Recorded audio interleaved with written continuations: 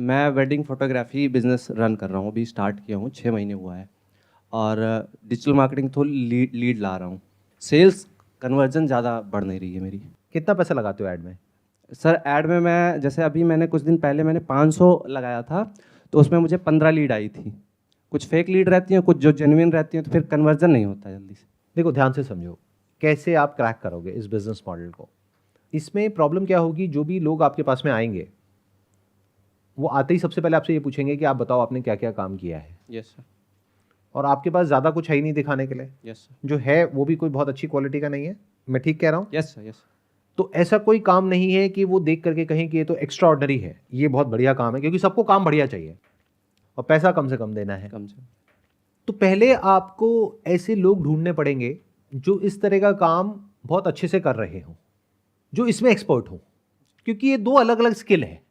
एक है फोटोग्राफी, यानी वेडिंग फोटोग्राफी, जिसमें आप एक्सपर्ट नहीं हो, आपको बेसिक लेवल की आती है। यस। लेकिन आपको मार्केटिंग आती है। And there are lot of photographers जिनको मार्केटिंग की एबीसीडी भी नहीं पता नहीं है, आती। बट फोटोग्राफी बहुत अच्छी आती है। Yes sir. इस बिजनेस में आप इतना पैसा कमा सकते हो जिसकी कोई हद नहीं है, क्योंकि मैं भी इसी इंडस्ट्री में हूं, तो मैं समझता हूं कि इस इंडस्ट्री में कितना पोटेंशियल है। वेडिंग फोटोग्राफी में क्या आपको आइडिया है कि लोग कितना कितना चार्ज करते हैं? सर बहुत ज़्यादा चार्ज। बहुत की क्या डेफिनेशन है? करोड़ों रुपए चार्ज कर रहे करोड़ों रुपए चार्ज करते हैं। ऐसे किसको जानते हो आप जो करोड़ों रुपए चार्ज करते हैं? हैं। सर जो सेलिब्रिटी वेडिंग फोटोग्राफर है, हाँ, वो लाखों रुपए चार्ज, करोड़ों नहीं होगा शायद, लाखों।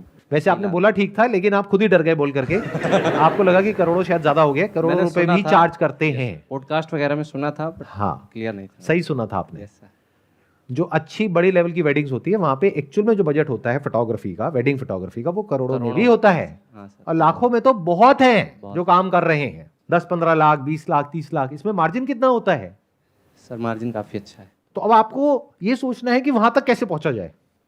क्या आपको ये समझ आ रहा है कि जो भी आपका कस्टमर है उनको एग्जैक्टली क्या चाहिए? I am not talking about superficially, I am talking about actually उनको आपसे क्या चाहिए। मतलब कि आप जो कर रहे हो वेडिंग फोटोग्राफी, वो करने वाले बहुत लोग हैं, उनके पास में 2-4 ऑप्शन नहीं है, बहुत सारे ऑप्शंस हैं। उनके फ्रेंड सर्कल में भी बहुत ऑप्शंस है, उनके रिलेटिव्स में भी बहुत ऑप्शन है, नोन में बहुत ऑप्शंस है। आप तो अननोन हो। Yes sir. तो उनको एक्चुअल में ऐसा क्या चाहिए जो अगर आपसे उनको मिल जाता है तो वो आपसे काम कराएंगे और कहीं से काम नहीं कराएंगे, क्योंकि वो चीज दे ही नहीं सकते हैं। लगाओ दिमाग। Can you do something like that? Sir बहुत अच्छे मोमेंट उनके जो हैं वेडिंग के, जो सबसे अच्छे मोमेंट है वो उनको चाहिए। उसकी क्या डेफिनेशन है? वो तो सभी कहेंगे कि अच्छे मूवमेंट है। मतलब आप भी जा रहे हो अपनी प्रेजेंटेशन देने, आप कह रहे हो कि मैं 70,000 रुपए चार्ज करूंगा, कोई और है वो कह रहा है मैं 60,000 चार्ज करूंगा। सब कह रहे हैं कि देखो हमने बेस्ट मूवमेंट्स कैप्चर करे हैं, सब अपना बेस्ट काम दिखा रहे हैं। कोई भी अपना घटिया काम नहीं दिखाएगा, सब अपना बेस्ट काम दिखाएंगे, क्योंकि इस लाइन में आपको जज किया जाता है उसके बेस पे नहीं जो आपका सबसे अच्छा काम है, बल्कि उसके बेस पे जो सबसे घटिया काम है। तो घटिया काम को तो दिखाना ही नहीं होता है, सिर्फ अच्छे काम को दिखाना होता है, चाहे कम दिखाओ। ये भी बहुत लोग गलती करते हैं। सामने वाला पूछता है हाँ भाई कितना आपने काम किया है, लो जी मैं सब कुछ दिखा रहा हूं, और उनकी नजरें जाकर के अटकेगी सबसे घटिया काम पे। ये क्या है? यहां से थूक निकल रहा है, तुमने शूट किया हुआ है। ये कोई शूट करता है ना भैया, हमें तुमसे नहीं कराना। तो जो बेस्ट है वही दिखाओगे ना। Yes sir. आप भी और बाकी लोग भी। Yes sir. तो उसमें अलग क्या है? वो आपसे क्यों कराएंगे? यही डिफरेंशिएट करना है सर। कैसे करोगे? ये तो सब्जेक्टिव हो गया, this is not objective. Subjective मतलब समझते हो, मतलब ये तो एक पॉइंट ऑफ व्यू है। आप कह रहे हो कि मेरा काम अच्छा है, वो कह रहा है उसका अच्छा है, वो कह रहा है उसका अच्छा है, और कस्टमर को कुछ भी नहीं पता किसका अच्छा है। कस्टमर को तो एबीसीडी भी नहीं पता। कस्टमर को नहीं पता रहता सर। कस्टमर को तो पता ही नहीं क्या बढ़िया लाइटिंग क्या बेकार लाइटिंग। वो तो बेकार लाइटिंग को बढ़िया बोल देगा। पूरे फेस को चमका दो, वो कहेगा वाह बहुत बढ़िया लग रहा है। और थोड़ी सी डेप्थ क्रिएट कर दो, लाइट एंड शेडो, वो कहेगा ये क्या है, काला काला कर दिया। यस। अच्छे को बुरा बोल देगा, बुरे को अच्छा बोल देगा। यस। तो क्या आप कुछ ऐसा कर सकते हो कि आप उस लीग में आ जाओ जिस लीग में लोग 50-60 हजार रुपए या लाख रुपए चार्ज नहीं करते हैं, 2-3 लाख रुपए 5 लाख रुपए चार्ज करते हैं? क्या उस लीग में आप आ सकते हो? और अगर आ सकते हो तो उसके लिए आपको क्या करना पड़ेगा? I am not sure. आप कहां कर रहे हो ये काम? सर मैं इलाहाबाद से शिफ्ट हो गया हूँ अब लखनऊ में। अगर मैं आपकी जगह हूं तो मैं क्या करूंगा? ऑफिस भी नहीं है अपना अभी। ऑफिस नहीं है ना? No sir. तो मैं क्या करूंगा, अगर मैं आपकी जगह होऊंगा, सबसे पहले मैं मुंबई में एक वर्चुअल ऑफिस लूंगा। वर्चुअल ऑफिस का मतलब समझते हो यस सर। क्या होता है? वर्चुअल ऑफिस सर, मैंने मतलब देखा यूट्यूब वगैरह पे, सब समझा है, बट एग्जैक्टली मैं एक्सप्लेन नहीं कर सकता हूँ। वर्चुअल ऑफिस आप वो एड्रेस पे आपको मिलता है, वो स्पेस नहीं होता है, कोई फिजिकल स्पेस नहीं होता है।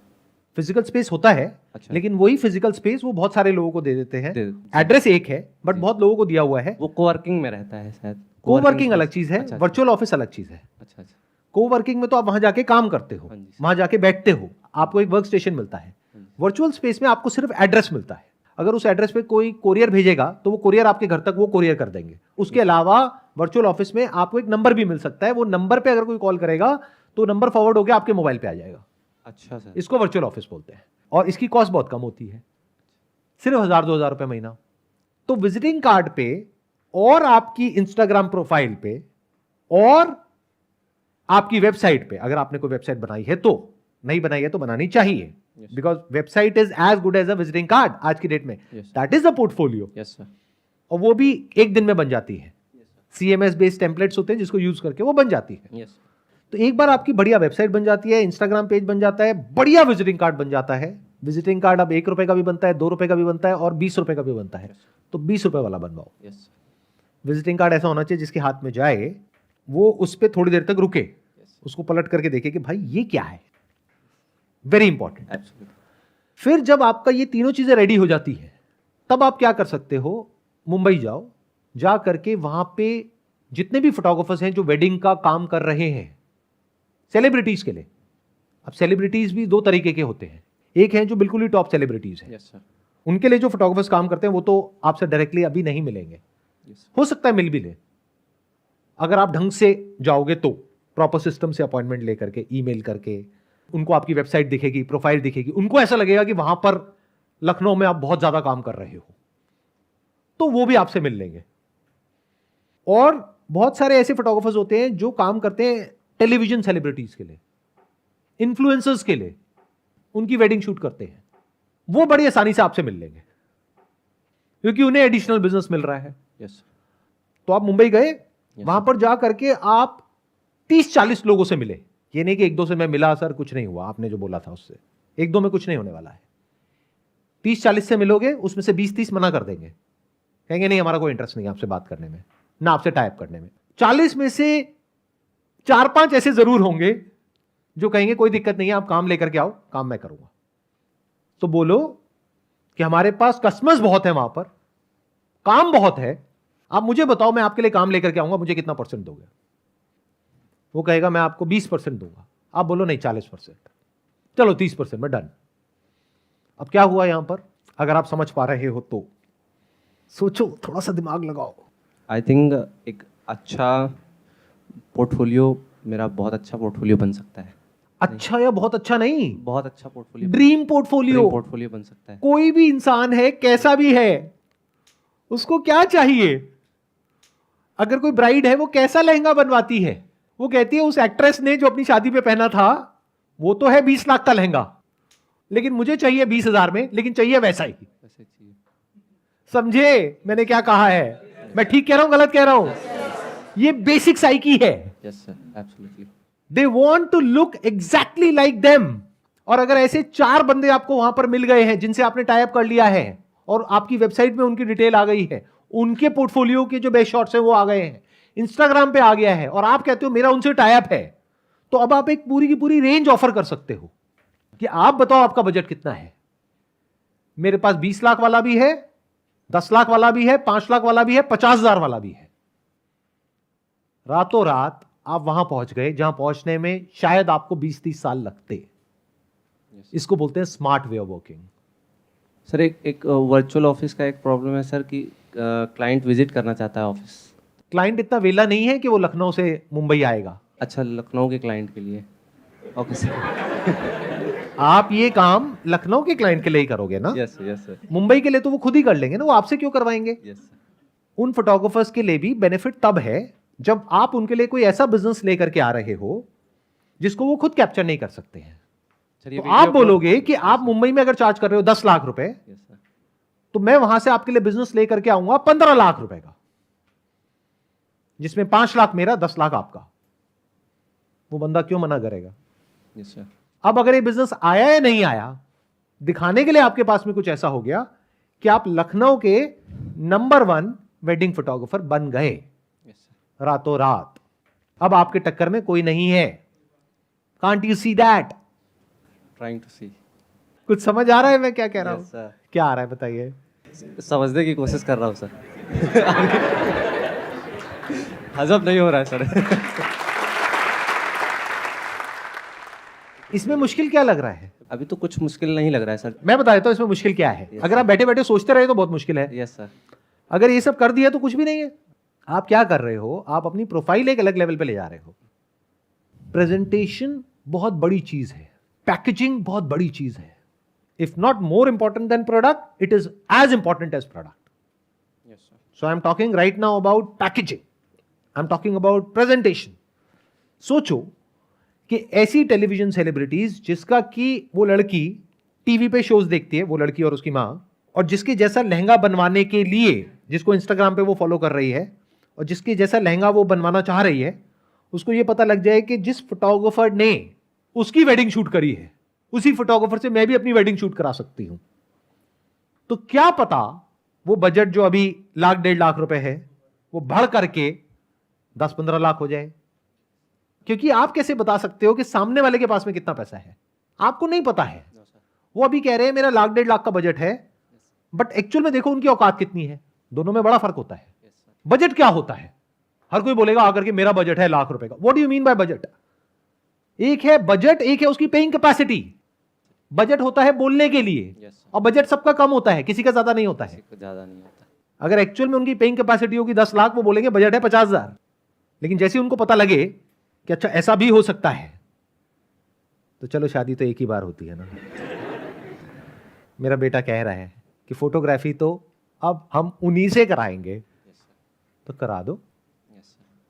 आपका क्या गया? नाम उनका, काम उनका, कमीशन आपकी।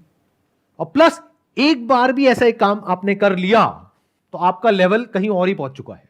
क्योंकि अब जो लेवल का आपको काम मिलेगा वो उसी लेवल का होगा। हर लेवल पे लोग एग्जिस्ट करते हैं। लोग फोटोग्राफी में 5,000 भी चार्ज करते हैं, 50,000 भी करते हैं, 5 लाख भी करते हैं, 50 लाख भी करते हैं, 5 करोड़ भी करते हैं। जिस सर्कल में आप घुसते हो उसी सर्कल के लोग मिलते हैं, क्योंकि वहां पे उसी तरह के लोग आते हैं उस वेडिंग में। तो जिस लेवल पे आप काम करोगे उसी लेवल पे आप अटक जाओगे। तो इस लेवल को बढ़ाना कैसे है वो मैं आपको बता रहा हूं। Yes sir. बिना कुछ करे। क्योंकि अगर मैं आपको बोलूं कि आप खुद जाओ और जा करके उन सेलिब्रिटीज का शूट करो, वो तो पॉसिबल नहीं है। बट जो करते हैं, अगर उनको उनका फायदा नजर आया तो वो तो आपसे टाइप कर लेंगे ना। अब वो जो फोटोग्राफर्स हैं वो आपसे तब टाइप करेंगे जब उनको लगेगा कि आपका और उनका लेवल सेम है।